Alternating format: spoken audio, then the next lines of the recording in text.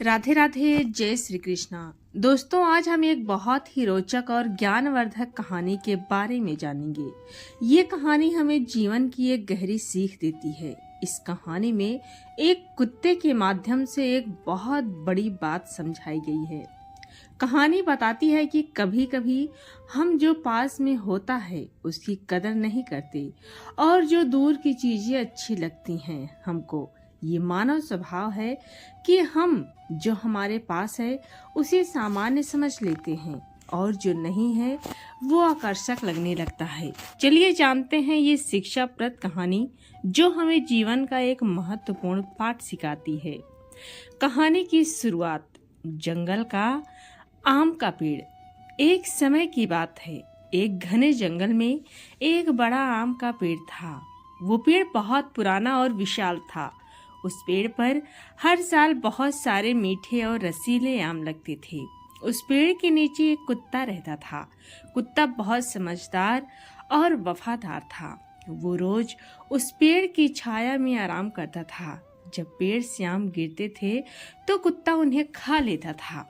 कुत्ते को वो जगह बहुत पसंद थी, क्योंकि वहाँ उसे खाने को मिलता था और आराम भी मिलता था। कुत्ता रोज सुबह उठता और पेड़ के नीचे बैठ जाता। वो इधर उधर घूमता और अपना समय बिताता। दोपहर में जब धूप तेज होती तो वो पेड़ की छाया में सो जाता। शाम को जब पेड़ से आम गिरते तो वो उन्हें खाता। कुत्ते का जीवन बहुत आराम से चल रहा था। उसे किसी चीज की कमी नहीं थी। लेकिन कुत्ते के मन में एक बात हमेशा रहती थी। वो सोचता था कि क्या दूसरे पेड़ों के नीचे के आम ज्यादा अच्छे होंगे। एक दिन कुत्ते ने सोचा कि क्यों ना दूसरे पेड़ के आम देखे जाएं। उसने सुना था कि जंगल में एक और आम का पेड़ है। कुत्ता उस पेड़ को देखने के लिए निकल पड़ा। वो चलता रहा और आखिरकार उसे दूसरा आम का पेड़ मिल गया। कुत्ते ने देखा कि उस पेड़ के नीचे भी आम गिरे हुए थे। कुत्ते ने उन आमों को चखा। उसे लगा कि ये आम उसके पेड़ के आम से ज्यादा मीठे हैं। कुत्ता बहुत खुश हुआ। उसने सोचा कि अब वो यहीं रहेगा। कुत्ता अब नए पेड़ के नीचे रहने लगा। शुरू के कुछ दिन तो उसे बहुत अच्छा लगा। नए आम खाने में मजा आया, लेकिन कुछ दिनों बाद कुत्ते को अपने पुराने पेड़ की याद आने लगी। उसे महसूस हुआ कि यहाँ के आम भी वैसे ही हैं जैसे पहले पेड़ के थे। असल में सभी आम एक जैसे ही थे। फर्क केवल इतना था कि पहले पेड़ के आम उसे रोज मिलते थे, लेकिन वे सामान्य लग रहे थे। नए पेड़ के आम नए थे, इसलिए अच्छे लगे। कुत्ते को अपनी गलती का एहसास हुआ। कुत्ते को समझ आ गया कि जो हमारे पास होता है हम उसकी कदर नहीं करते। हम हमेशा दूसरे की चीजें अच्छी समझते हैं। ये मानव और जानवर दोनों का स्वभाव है। कुत्ता वापस अपने पुराने पेड़ के पास लौट आया। अब उसे अपने पेड़ के आम बहुत अच्छे लगने लगे। उसने सीख ली कि जो हमारे पास है उसकी कदर करनी चाहिए। घर की मुर्गी दाल बराबर वाली कहावत सच है। हमें अपने पास जो है उसमें खुश रहना चाहिए। कहानी का गहरा अर्थ। ये कहानी हमें बताती है कि कभी कभी हम अपने पास की चीजों को हल्के में ले लेते हैं। जो चीजें हमें रोज मिलती हैं वे सामान्य लगने लगती हैं, लेकिन जब हम उन्हें खो देते हैं तब उसकी कीमत समझ में आती है। यही बात रिश्तों पर भी लागू होती है। कभी कभी अपने से ज्यादा पराये अच्छे लगने लगते हैं, लेकिन सच्चाई ये है कि जो हमारे साथ हमेशा रहता है वही सबसे अच्छा होता है।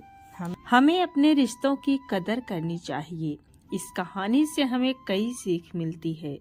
पहली सीख ये है कि हमें अपने पास जो है उसकी कदर करनी चाहिए। दूसरी सीख ये है कि दूर के ढोल सुहावने लगते हैं, जो चीज पास नहीं होती वो अच्छी लगती है। तीसरी सीख ये है कि हमें संतोष करना सीखना चाहिए। जीवन में संतोष बहुत जरूरी है। चौथी सीख ये है कि रिश्तों में वफादारी होनी चाहिए। जो हमारे साथ है उसका साथ निभाना चाहिए।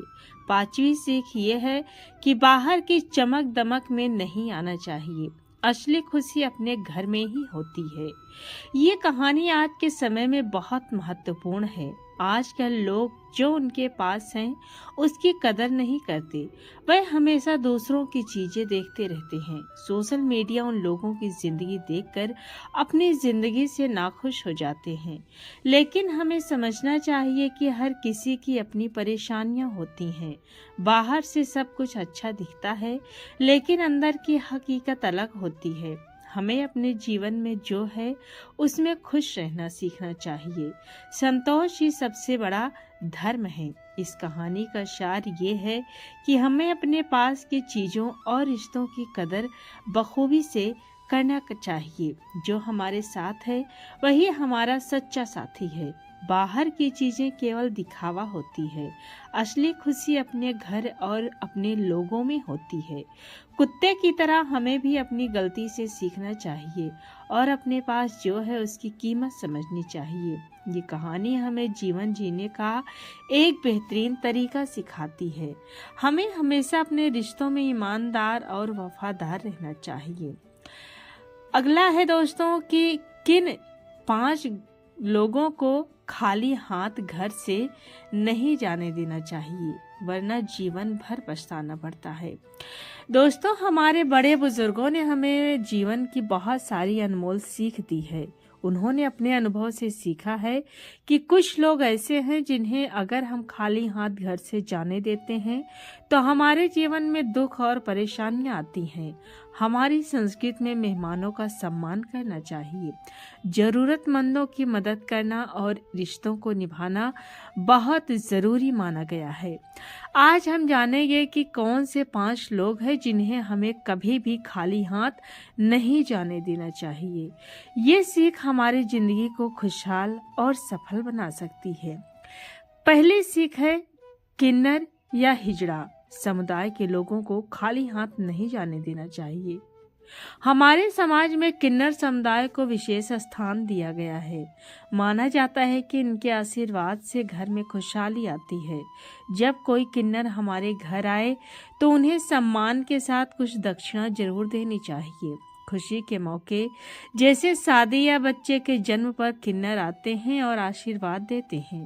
अगर हम उन्हें खाली हाथ भेज देते हैं तो वे दुखी हो जाते हैं। पुराने समय से यह परंपरा चली आ रही है कि किन्नरों को कभी भी खाली हाथ नहीं जाने देना चाहिए। उनका आशीर्वाद घर के लिए मंगलकारी होता है। हमें उनके साथ अच्छा व्यवहार करना चाहिए और अपनी क्षमता के अनुसार कुछ न कुछ जरूर देना चाहिए। दूसरी सीख है शादीशुदा बेटी को खाली हाथ नहीं जाने देना चाहिए।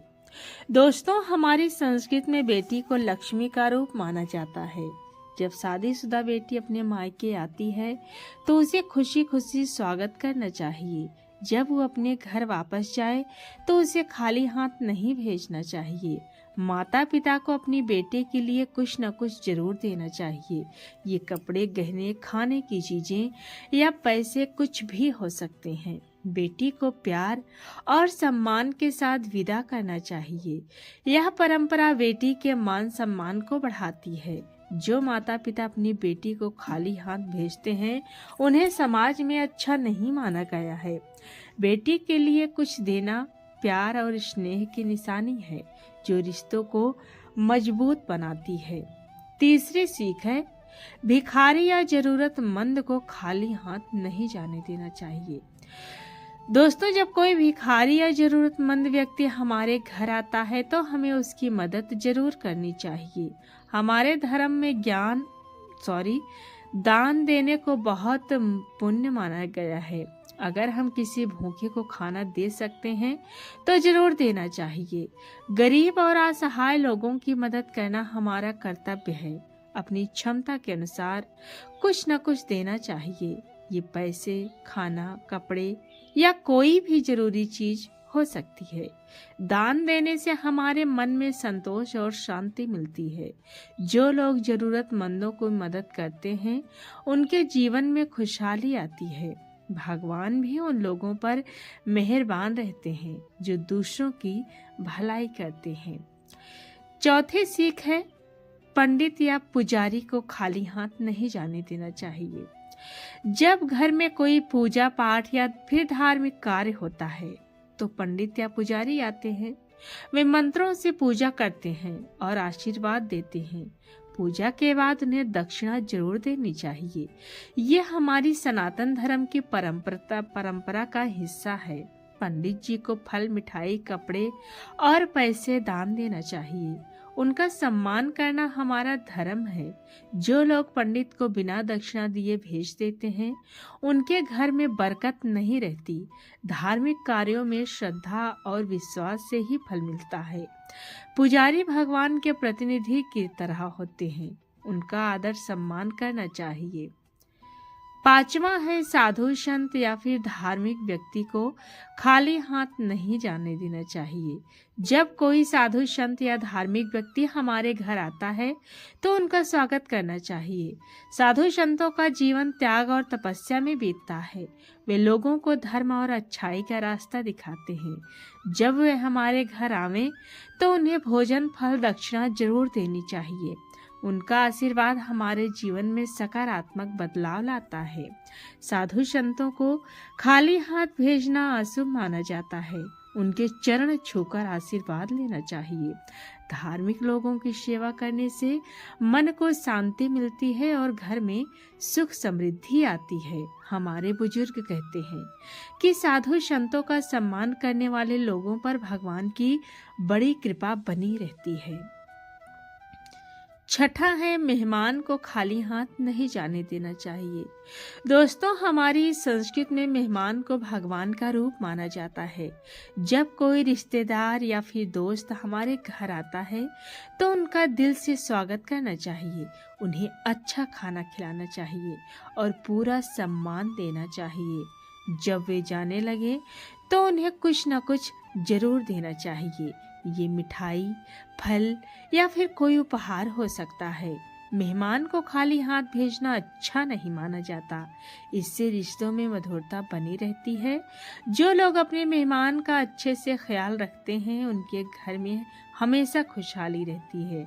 मेहमान नवाजी हमारी पहचान है और इसे हमें निभाना चाहिए। तो दोस्तों, ये थी सनातन धर्म से जुड़ी कुछ रोचक और अद्भुत जानकारी। आपको कैसी लगी कमेंट में ज़रूर बताइए, और अच्छी लगी तो हमारे चैनल को सब्सक्राइब करना बिल्कुल भी ना भूलना।